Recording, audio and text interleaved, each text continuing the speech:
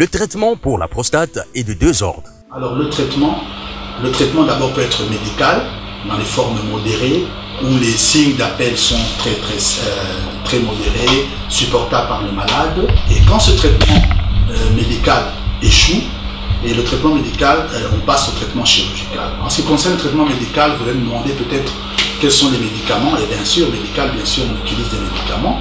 Ces médicaments sont aussi de plusieurs groupes. Il y a d'abord les plantes naturelles. Les plantes naturelles, par exemple, ici représentées par un médicament très connu, c'est le Permixon et le Tadénan. Ce sont des plantes naturelles qui permettent une décongestion de la prostate. Le deuxième groupe, ce sont les alpha-bloquants. Ce sont en fait des médicaments qui vont agir sur la soupape qui permet l'ouverture et la fermeture de la vessie. Et à ce moment-là, ils agissent en permettant une bonne ouverture en temps voulu. C'est ceux qu'on appelle les alpha-bloquants. Ici, il y en a un très connu, par exemple l'Omix, qu'on utilise souvent, le Josir, Tamsulosin, et un qui est beaucoup utilisé sur notre milieu, c'est l'Hexatrol. Alors ensuite, nous avons le suivant. Le groupe suivant, ce sont les groupes de alpha B, des inhibiteurs de la 5-alpha réductase. En fait, les inhibiteurs, quand on parle d'une enzyme, on parle en fait d'une substance qui catalyse la grosseur, donc le grossissement de la prostate.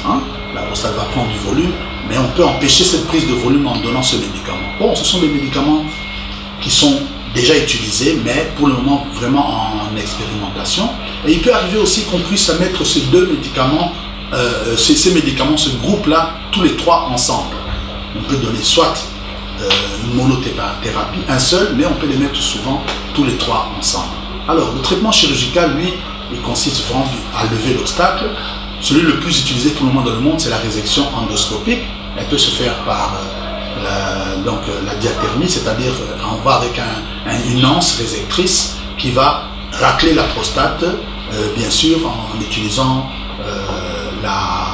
l'électricité et un repérage par un système vidéo. Mais quand la prostate est très grosse, et ça c'est le traitement qui a été utilisé traditionnellement jusqu'à certains moments, quand elle est très grosse, c'est-à-dire qu'elle va au-delà de 60 grammes, 60 à 80 grammes, à ce moment-là, il faut vraiment utiliser la méthode ouverte. Là aussi, bon, je ne rentre pas dans les détails, il y a des méthodes qui sont utilisées selon le chirurgien et selon l'école. Alors ensuite vient la troisième pathologie qui est le cancer de la prostate. Bon, le cancer de la prostate reste un cancer, je crois que tout le monde a une petite idée de la définition d'un cancer. C'est une prolifération anarchique des cellules qui vont désorganiser complètement l'organe et souvent elles conduisent à la mort. C'est une maladie parmi les maladies incurables. La prostate aussi est sujette à ce cancer et les traitements sont possibles, sont codifiés selon l'état, disons le stade de la maladie. Mais il est important dans ce sens-là nous voulons attirer l'attention de la consultation de l'urologue, surtout quand on est à un âge vous avez déjà dépassé la 4e décade. Il est mieux de consulter de façon annuelle un urologue ou alors un médecin quand il n'y en a pas dans le coin où vous résidez pour vous donner des conseils à ce sujet.